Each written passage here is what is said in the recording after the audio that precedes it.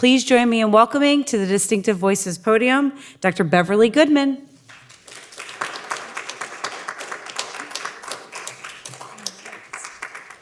Good evening. Thank you so much. It's such an honor to be here. It's so exciting to be in this beautiful place, the Beckman Center, to be here invited by the National Academy of Sciences to be part of this series of talks. It's really, truly quite an honor and very exciting. And I'm particularly excited because part of the research that I'm going to be sharing with you today was only this year published in PNAS, so it seems very fitting that I'm here today having a chance to share it to all of you. So what I'm going to be talking about today is the use of information that we get through archaeology and how that can actually help to make decisions, to do planning that can in fact save lives today or in the future. Many times when we think of ancient research or archaeology or historical work, many times it feels something that's a bit of an exercise to help better understand how we got to where we are today, but less often I think do we realize how much it can contribute to understand how societies and how we as humans have made decisions over time, how that has affected us and our overall relationship with the environment and relationship to disasters and change. So I hope that by the end of my talk, I will help to, if you don't already have that perspective, that it might open up your mind a bit to think about the ways in which our connection to our surrounding environment has made us who we are. So I'm going to, just before I launch into telling you about the research, I just want to mention that there will be some human remains shown during the talk, so that you're aware of that if that is a concern for anyone. So I'm going to begin the talk with this image. And to me, this is one of the most horrifying, most frightening images, photographs that have ever been taken. Those of you who are familiar with this was a photograph in Reuters, went around the world, and you may recognize it as a photograph taken on December 26, 2004. And these are tourists enjoying their morning walk along the beach. And those of you who are familiar with this photograph or that event or that day know why it's a horrifying photograph, because what they are clearly unaware of, or only soon going to be aware of, is that there has been an earthquake offshore in the Indian Ocean that is soon going to bring a tsunami wave that is going to impact 22 nations and result in the death of nearly 250,000 people. Now, that photograph for me it's so important because many times we don't make decisions related to emergency preparedness until we have such a disastrous event. And yes, in fact, after that happened, scientists, of course, once the rescue missions were complete and once the cleanup, which continues to go on, once all of those activities started to calm down, and even during that, scientists were flocking to go and get a better understanding of why did this happen, what did it look like, what does the landscape look like after such an event? Because the truth is, prior to 2004, the amount of research on tsunami deposits was quite low. Okay, low. I shouldn't disregard the wonderful work that was happening at that point, but let's just say the volume of papers that you would need to read might be in the dozens, whereas today, after this event and the increased understanding and interest, it's of course in the many thousands. Now, how do you determine if a place has risk? Well, generally speaking, the approach is you base it on the past, okay? You base it on whether or not there's a record of prior events. And that can be either events that were recorded, okay, instrumentally, or that could be events that have some kind of historical record. So if we look, and I promise there aren't going to be many charts today. This will be one of them. And what this is we're looking at a series. Each of those boxes, going from the left to the right, is showing a 100-year period. And actually, it grows from 500-year periods to decades. But essentially, each of those boxes is a combination of how many tsunamis we know of from that time period. And so you'll notice that over time, as we get closer to today, which is on the right of the graph, you're going to notice that we, in fact, seem to be getting, and I hope this is a pointer. Yes, it is. You'll notice that there seems to be an increase in tsunamis, right? So either we are in the age of tsunamis, okay, the tsunapocene, or there's got to be some other reason. Well, if we look at this line, which I don't expect you to be able to read the label on it, but that's the human population line. So obviously, that must mean that people are causing tsunamis. Okay, now it's time to go home. No, just kidding. Clearly that's probably not, okay, causation, causality. But we also have this little line down here, which kind of mimics that line, and that's a literacy line, okay? How many people in a population can read and write? So we might also assume that reading and writing causes tsunamis. So maybe. Now, clearly that's not the reason. The real reason is because in order for us to know about tsunami, it has to be recorded. And so as we get closer to today, we have far more abundant records of the tsunamis that have occurred. Now, why is this especially a big problem today? Well, you may have heard, there are many humans on the planet, and that seems to be a trend that's continuing. And I love this picture of the Earth at night from NASA because this is showing our real preference for coastlines. A lot of this development is happening, and this growth is happening out of proportion on coastlines. And many of those coastlines are places where people never lived. So how do we know which of those coastlines, how can we truly say that an area is low risk for tsunamis if we don't have a record? So let's go to a map of an area that I'm going to be talking about some research in. You might not quite recognize this, but this is the world as the Romans saw it in about 43. And I'm going to be talking about a site in the middle of the Roman world called Caesarea. Now, the Caesarea that I'm talking about was a site in the Eastern Mediterranean. It was built as a massive mega harbor, a Roman harbor. It was worked on by Professor Avner Rabban, who passed away in 2004, who I had the pleasure to work with when I was a student. And for many years, they were trying to figure out how this Roman harbor, here's a map that might be a little more familiar for you. So here's where Caesarea is on the furthest extent of the Mediterranean in the east. And at the time that it was constructed in order to honor Caesar Augustus. There were actually many Caesareas, and this one happens to be in honor of Caesar Augustus. And it was built in order to connect into this large network of large harbors all over the Mediterranean. Now, that's interesting from a Roman history perspective, but what's interesting from a geological perspective and also from a historical and archaeological perspective is why is this mega harbor underwater today? And this was a question that was raised by archaeologists, historians, geologists for many years, and it motivated a lot of the work and excavations that originally occurred there, in part to determine what is the risk for earthquakes along this coastline as they're trying to build power stations and desalination plants and considering for the modern concerns whether or not it's something to be worried about.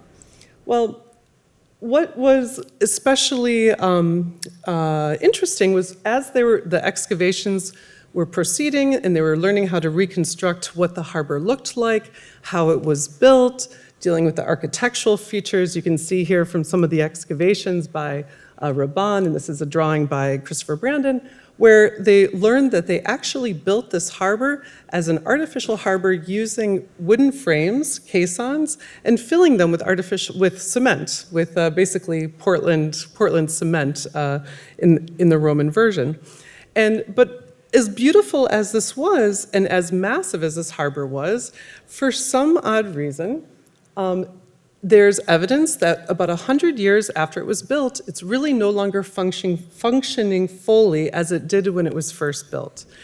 And these layers in the archaeological excavations, the archaeologist and geoarchaeologist Ed Reinhardt, who was my PhD supervisor, he recognized that there were multiple destruction layers, one or two, but they couldn't quite put a finger on what was the destruction. Was it human? Was it natural? Was it earthquake? And they also raised the possibility that could be a tsunami. So in the year 2000, while we were working far outside the harbor, looking for something completely different, we happened to excavate into a very large deposit, this line that's around this diver, who happens to be a very confused me as a graduate student. We happened to go into this deposit that was just full of shell. Now, I realize I'm talking about diving, I'm talking about working underwater in an underwater excavation, and now I'm surprised that we see shell. This probably, you were hoping for gold, I bring you shell. Well, the reason that this is so exciting is because we hadn't seen something like this in all those decades of excavations and the combined experience of all the people on the project. And it was very unusual. You can see it had these whole shells on top and this broken shell on the bottom. And it was nearly 4 feet thick. And as we continued, we started to do some analysis on it, and we had reason to believe that it was a single deposit, that this had happened at once. And as we looked through the literature on how do you get a deposit like this, it seemed like perhaps it was delivered at once in a tsunami. Now, keep in mind, this is in the year 2000, so we're working a bit in the dark, as far as the amount of information that we have and comparisons that we have to compare this against in order to support or negate our hypothesis. So we created a little model, thought about how this might have happened, and before the tsunami carrying the shells break up, the harbor gets damaged, everything deposits, it gets covered up. So we had this kind of schematic of how we could sort of back engineer what we were seeing. Well, some of you might be sitting there, and many people at the time were saying, what are you talking about, Mediterranean tsunamis? The Mediterranean, this is a quiet, romantic area. There's no tsunamis in the Mediterranean. Well, in order to get a tsunami, you need a source. And there are many different sources that can produce tsunamis. Most of us are familiar with the earthquakes, and these orange lines you see here are all fault lines of active tectonic activity. So we certainly have that ingredient.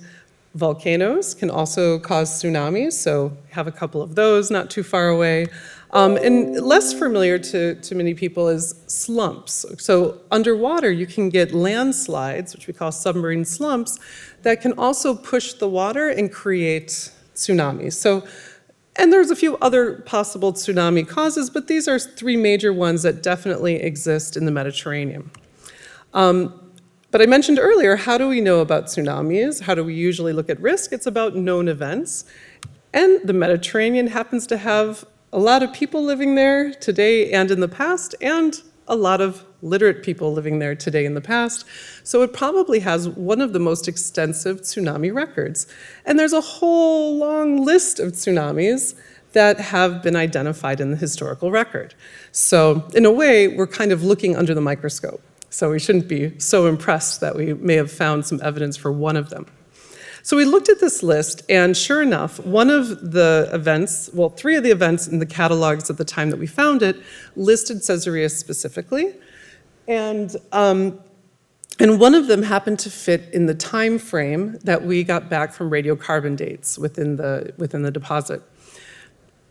Interesting. Okay, so we have the archaeological data saying destruction of the harbor. We have radiocarbon dates of a deposit that we think is a tsunami deposit, also fits that age. So we may have an explanation. Well, there was a lot of pushback on this. A lot of the archaeologists who had worked there on land for many years said, well, we don't see anything on land. How could it possibly be? That's nice that you see this underwater, but if we don't have it on land, what's the point? Fair enough.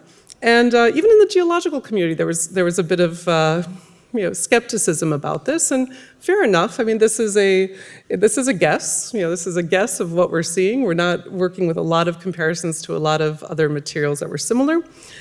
So we decided to carry on and do more. Okay, let's disprove this. And to do that, we decided to go and take cores to try to negate some of the possible alternative explanations. Could this have been part of the construction of the harbor? Could this have been, there's a lot of other ways that it might have occurred. So I'm just gonna show you a short video about how we collect the cores offshore. Okay, so we're taking these cores offshore in the Mediterranean, and this is a short piece of a special from National Geographic.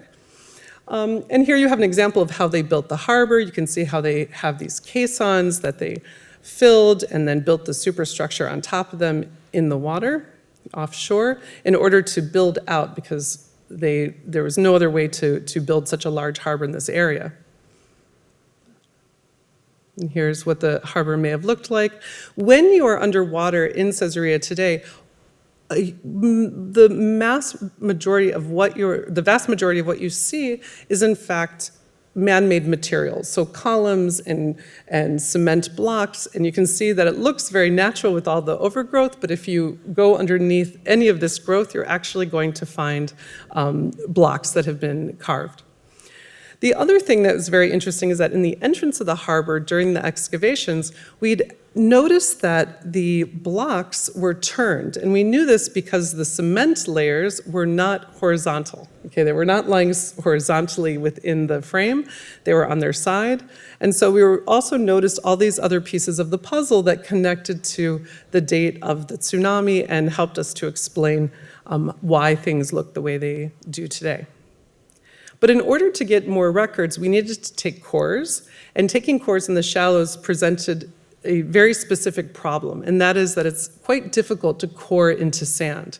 So in order to alleviate that, we put together a plan involving an air hammer and aluminum pipes, and by doing this, we were able to get fairly long cores, sometimes up to 6 meters. It was actually limited by the length of the aluminum pipe.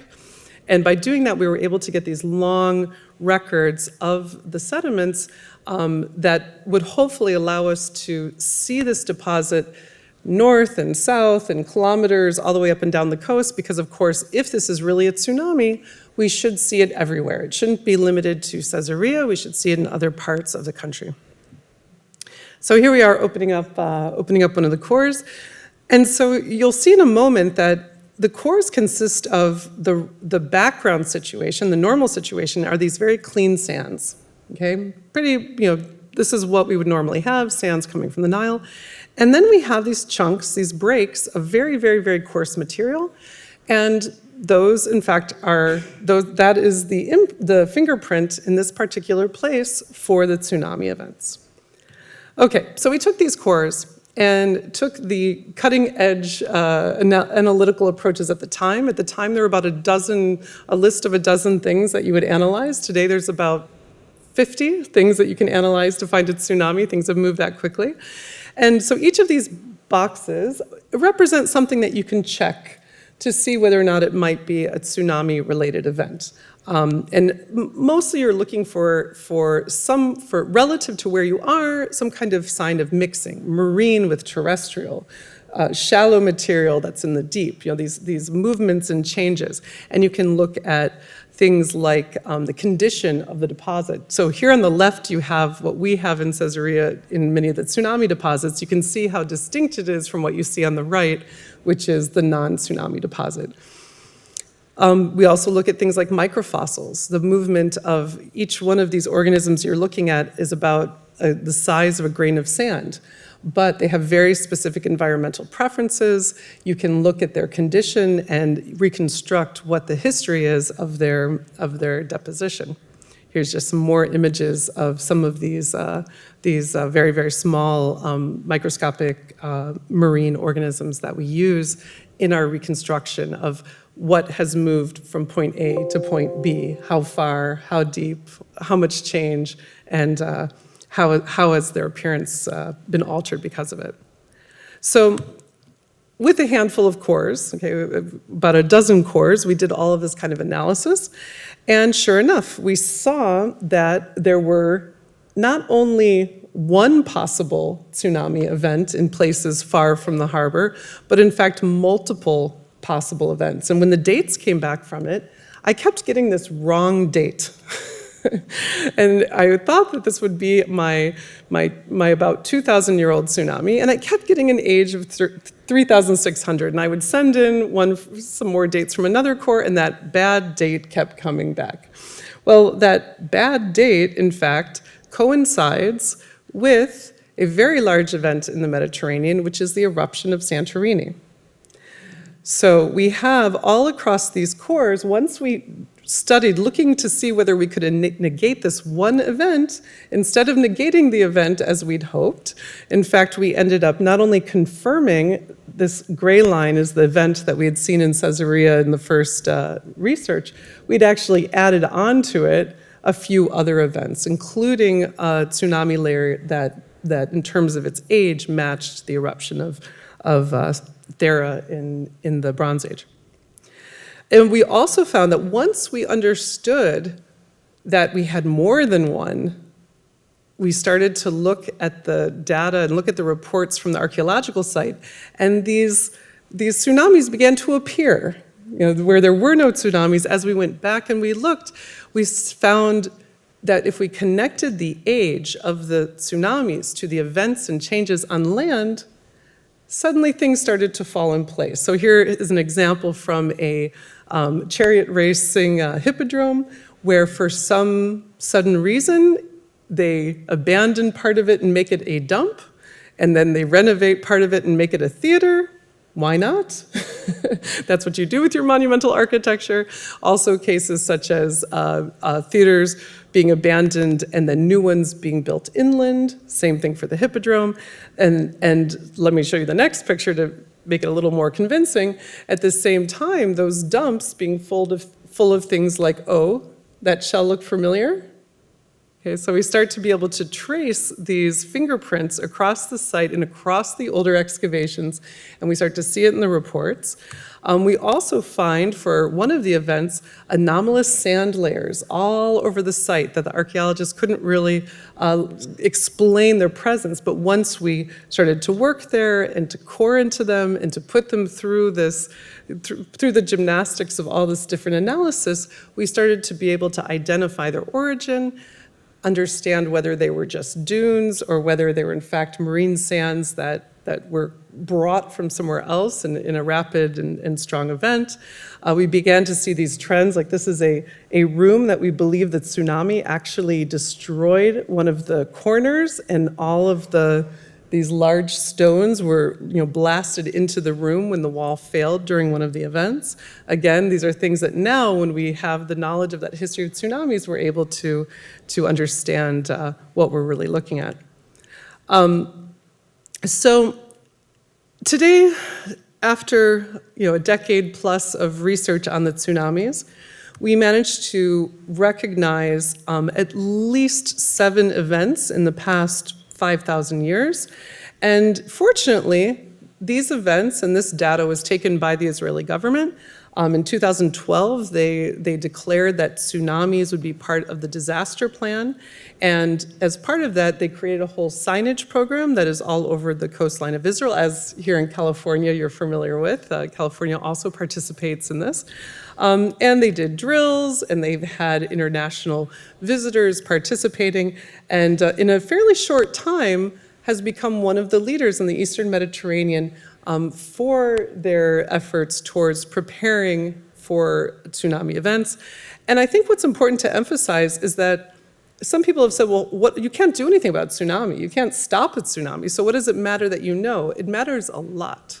The 250,000 people who died in 2004, those numbers did not need to be anywhere near as high as they were. It was a lot of that was because of the lack of awareness and the lack of response and understanding simply what the signs were and also knowing where to go. And because when you have these the signs in place and when you have the awareness programs in existence, as you do in Japan, the outcomes are very different. So it is incredibly important, especially in terms of initial loss of life, prevention of loss of life, and also in terms of coastal management, because if you know you're in a risk area, you're going to perhaps put fewer kindergartens right on the coastline, or nursing homes, or putting your most sensitive response teams in areas that if you were to lose it, it's going to be a larger issue. Okay, so I'm going to so this is the story, what I consider to be a happy ending disaster story for how ancient disasters were able to, in fact, hopefully save lives in the future in the case of Israel. So I'm going to move along here to talk about a recent discovery, which is very exciting, and we're hoping that as the knowledge of this event becomes better understood, that we may have a similar effect in the areas that were impacted by this event. So we're still in the Eastern Mediterranean, but now we're going to go over to my colleagues in Turkey. I've been working for many years with Dr. Professor Vasif Saulu, who's from the Ankara University, as well as his mentor, Professor Dr. Hayat Erkanal, and they are working with, under the auspices, of course, of the Turkish government, the Ministry of Culture and Tourism, and support from local government, and as well as the various universities that participated. We recently lost one of the archaeologists that has worked on this project for many years, so we've been talking about him a lot in the last month as we miss him very much. And he worked at Panastepe and other excavations within this program. So the excavations that are run by Ankushum and Ayurp, the Turkish lead on this project, they have multiple sites in the Eastern Mediterranean, in the Aegean, on the Anatolian coast of Turkey. And all of these sites, they're, just to give perspective of where they are, they're north of Santorini, north of Crete. And these sites are especially exciting because many of them have long occupation periods that include Bronze Age era materials. And most importantly, for the purpose of this conversation, they have materials that are related to the Minoan culture. So I'm going to talk about that a little bit more in a minute. So I want to talk specifically about the site Çeşme Balarasa. Çeşme is a town on the far western side of Turkey, and it's a popular vacation town, a beautiful, beautiful area. You can see it's quite built up. And there was a site there that was noticed basically on accident during a construction of a building, and fortunately it opened up a salvage excavation. And during that excavation, they recognized that there were a lot, just like some of these other sites that you saw on the map, they have what are called Minoan or Minoanized material culture.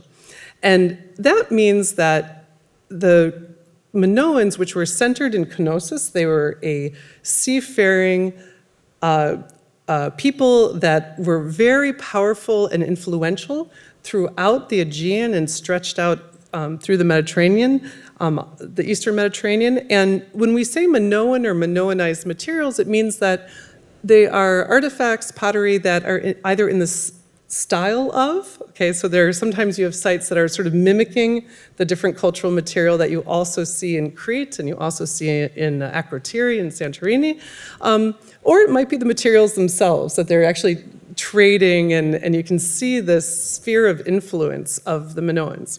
Now, what's very curious and something that's of great interest to many people is that the Minoans kind of, I don't want to say they disappear, maybe they at some point they're replaced by the Mycenaeans, which are what we know of today as sort of preceding the Greeks. Okay, so this whole sequence of kind of classical history, we talk about the Mycenaeans and the Greeks, but the Minoans predate the Mycenaeans. And they were part of a world that had many powerful states. So we can talk about the dynasties of Egypt, and they were in the region at the time when there was a lot going on politically, a lot of major states and complicated, specialized societies, very advanced. And yet, then they were gone. And the timing of that is a big question in archaeological circles and historical circles, because maybe not, this is related to the eruption of Thera in Santorini.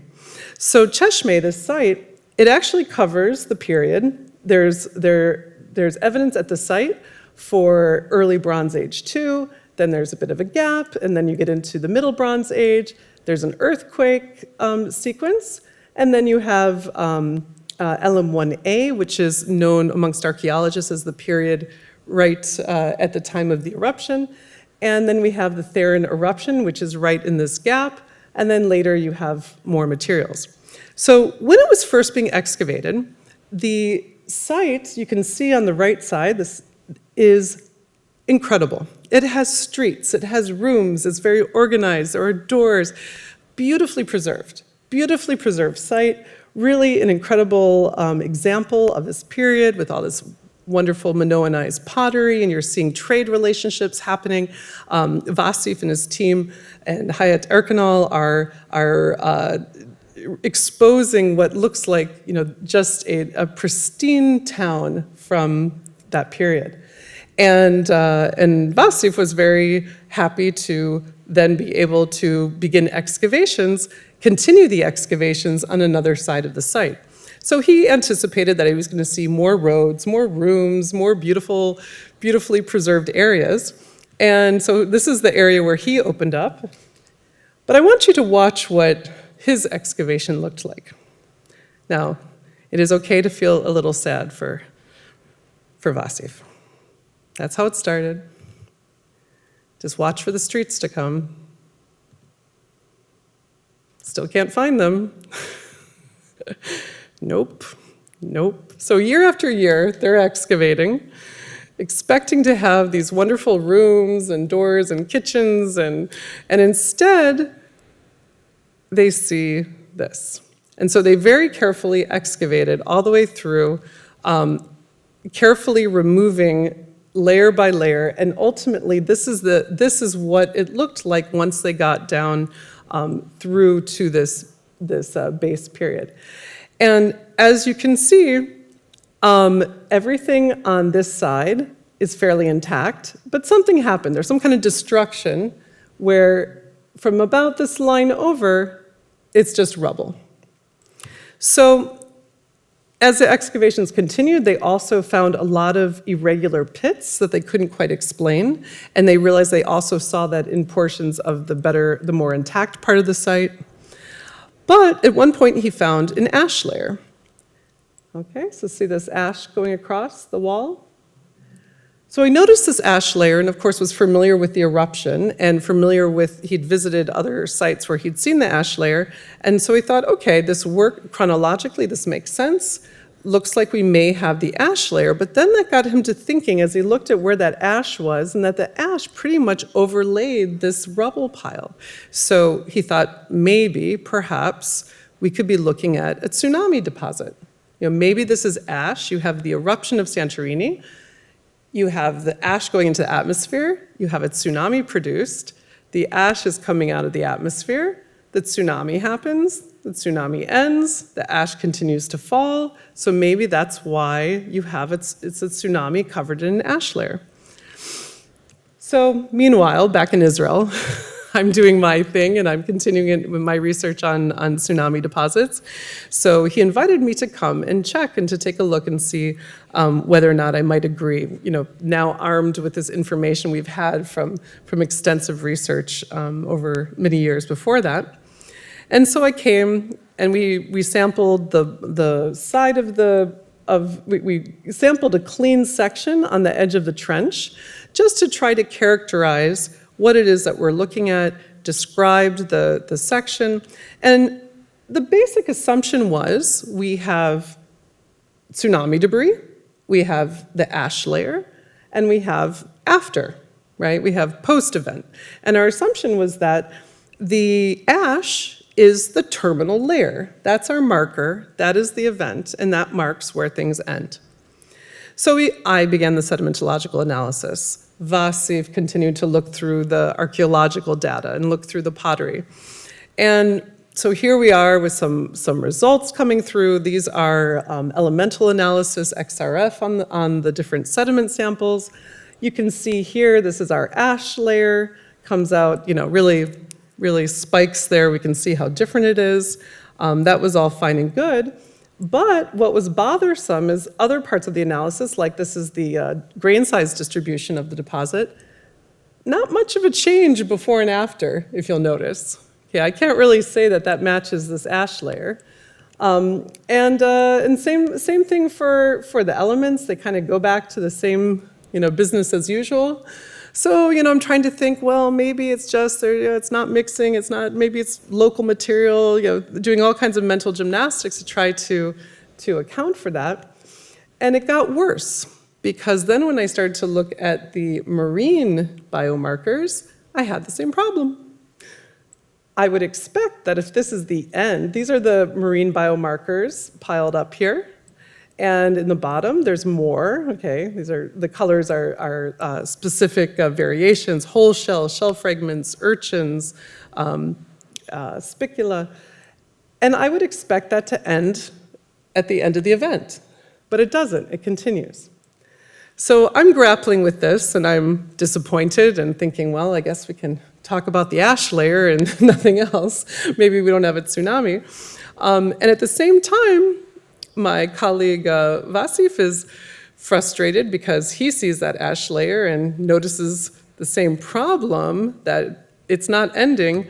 And what he's noticing is that the pottery is not changing. Everything is the same above there.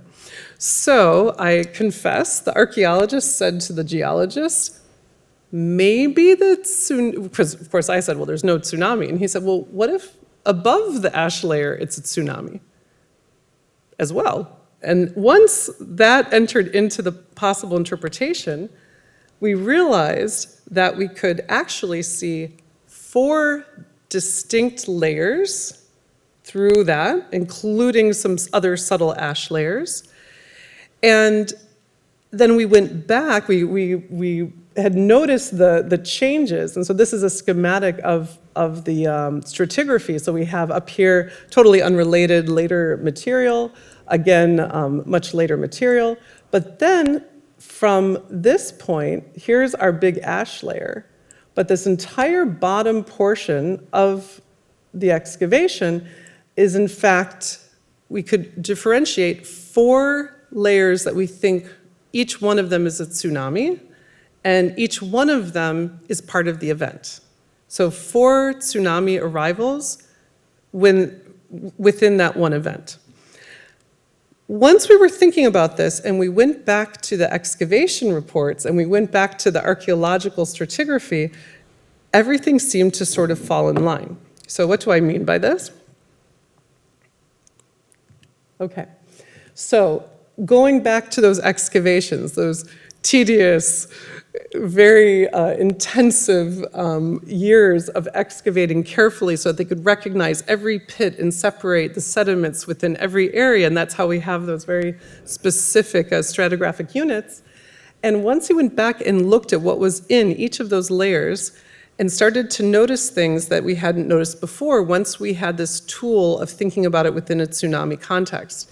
And what was noticed was that, here I'll give you a few examples. We would be here for a day if I gave you all the examples, but we'll talk about a couple of that I think are especially exciting. One of the things that was noticed that is, if you look at the site, this is the area, from this area over, it's quite well preserved, and this is where we get the destruction. And if you look at the cross section, we realize that we had, okay, in this area, channeling. Okay, you see how the sediments are how you have this kind of wavy line at the bottom. And if we look from the top, we could actually follow those sediments into the site. So they're actually channels of material. And if you compare that to modern examples of what's observed during tsunamis, we see this all the time. You have an area that's untouched by the tsunami inland. You have the very much destroyed area closest to shore. And then in between, you have areas where you might have one house which is standing beautifully, and on both sides, it's channeled through and eroded everything out. And so this is similar to what we're seeing at Cheshme. Another thing that we realized as we reviewed the excavations is that beneath this area, and you can even see from this before they got to what I'm about to show you, you can see that that is part of the channel. That's part of one of the areas that the channels came in. And we found a human victim. So here we have an articulated skeleton, meaning that it's complete. Okay, it has all of its parts together. And it is a teenager, 15, 16-year-old boy. And he is sitting in the curvature of the deposit, surrounded by the debris from in that same layer. What is incredibly surprising to us is once we understood that we are looking at a human skeleton, at a person who was caught in the tsunami, was brought in with the debris, and was deposited within the debris and clearly did not survive this and was preserved there within the deposit. So what we're looking at is during tsunamis, you have the event, you have those who lose their lives, you also have the survivors. And the survivors are tasked with the responsibility of going and caring for or retrieving and treating the dead of the event.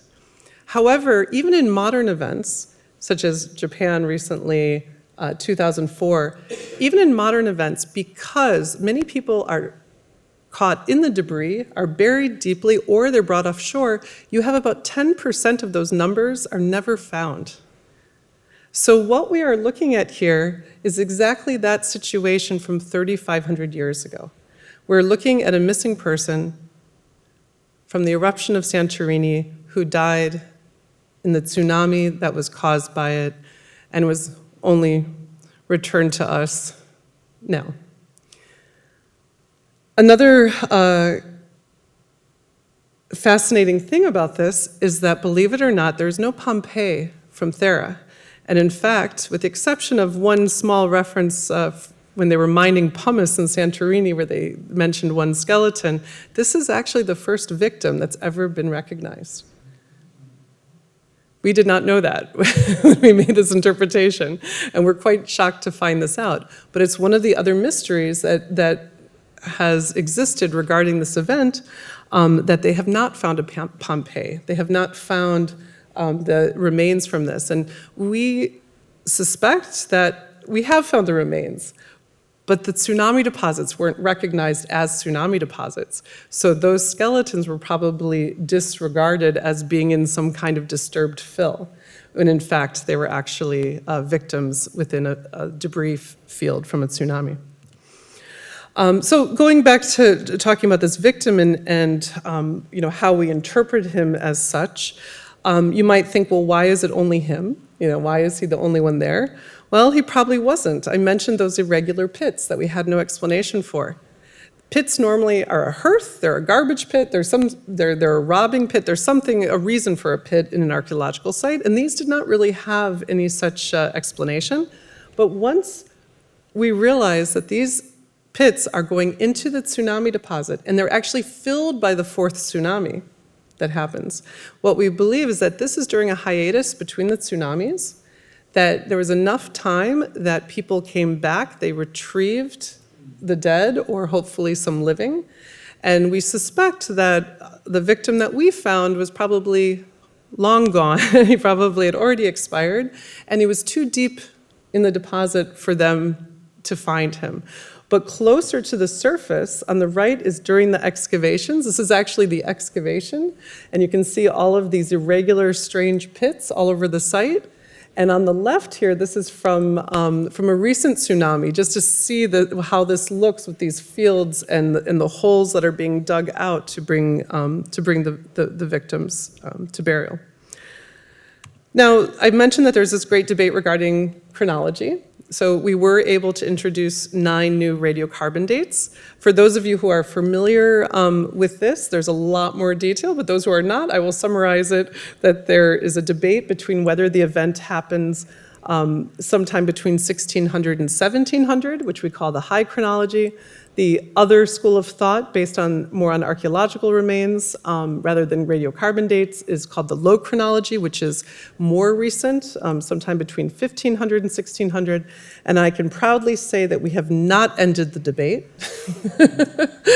However, we can say, according to the radiocarbon dates that we have, the event should not be any older than 1612. And we do have dates that support the possibility of the low chronology as well. So we have not resolved it, but we feel that we have bracketed a bit that it should be more recent than 1612.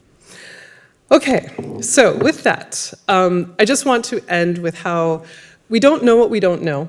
And as I mentioned in the beginning of the talk, with populations growing, with coastlines being so popular, archaeology and offshore research are two ways that we can add to that information, that we can get those data points that we need in order to protect populations and to prevent the kind of loss that could happen when we don't know. And just to put it into perspective, I'm showing you a map from a paper, an excellent paper. The paper is wonderful. But they summarize here all of the studies of physical tsunami deposits that were known, a review paper on tsunamis from the year 2003. And you might notice that there's quite an empty spot. Okay, so when I said, Mediterranean tsunamis, at that point, people may have said, Indian Ocean's okay, there's sometimes tsunamis. So many times we don't know what we don't know, and it is very important that anytime we have large coastal populations, in coastal areas, particularly where it's lacking some kind of history, we do have these resources, and we can improve or prevent. We can't prevent the tsunami, but we can prevent the human disaster that could follow. So with that, I can say here we have a summer day in the Eastern Mediterranean, and my wish is that, thanks to the ancients, a scene like this will hopefully never be a scene like this.